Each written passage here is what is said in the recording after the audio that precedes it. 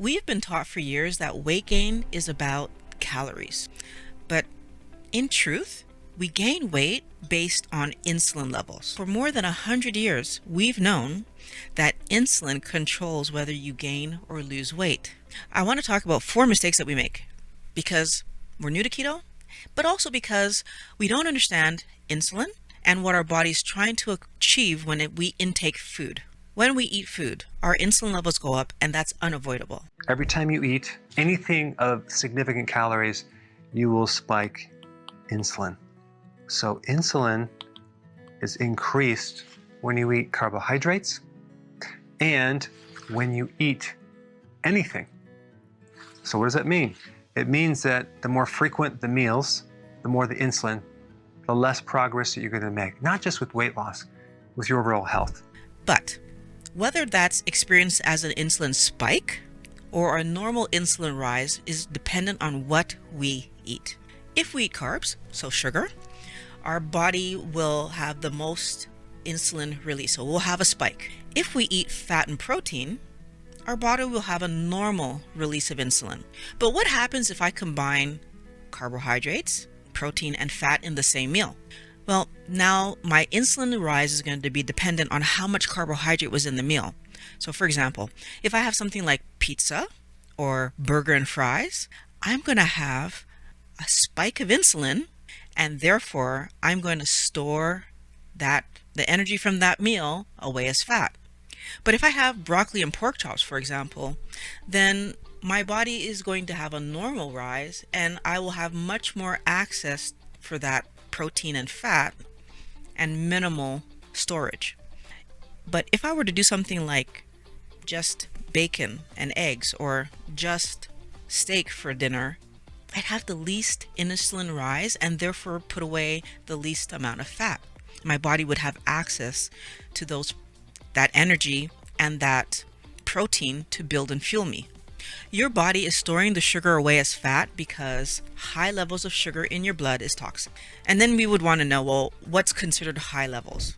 So here in Canada, anywhere between 4 and 7 millimolars per liter is considered a normal amount of sugar in the blood.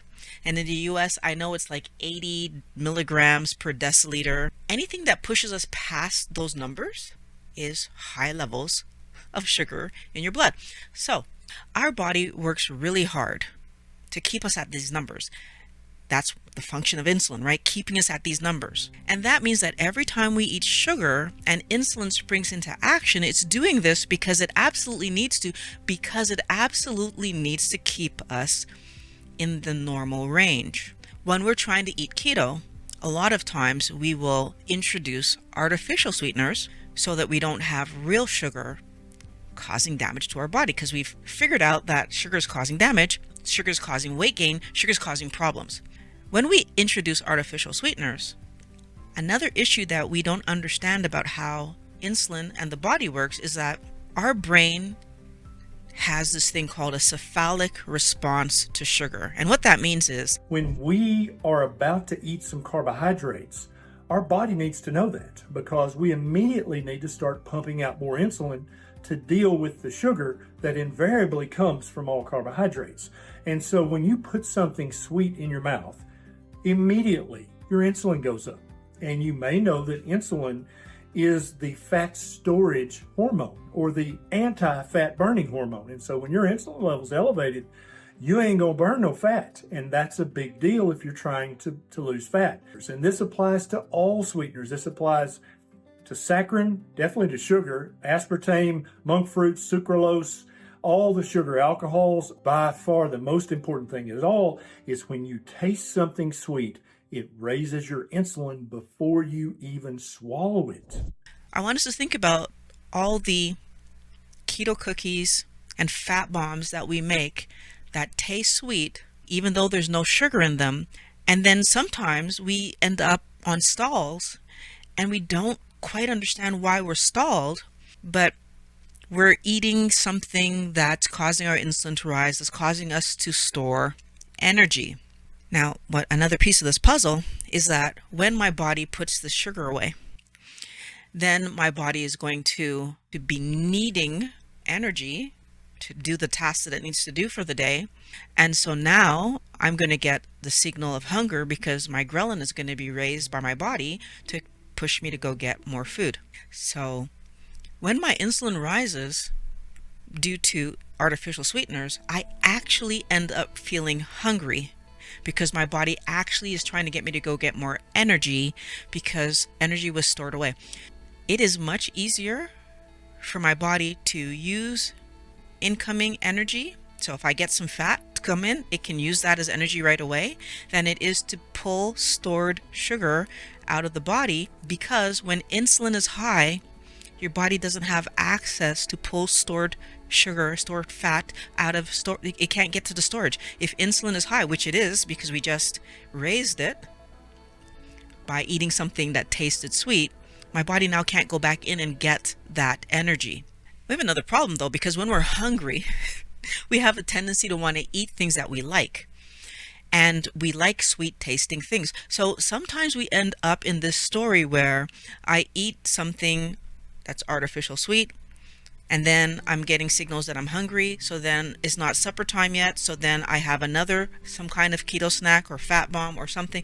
So we end up either overeating fat bombs and keto snacks because we like snacking. Or problem number 2 is that we might end up, because there's no fat bombs or keto snacks around, but there's real cookies, giving in and eating the real thing, because in my mind, I still am attached to sweet. I'm attached to it. I want it. I'm looking for it.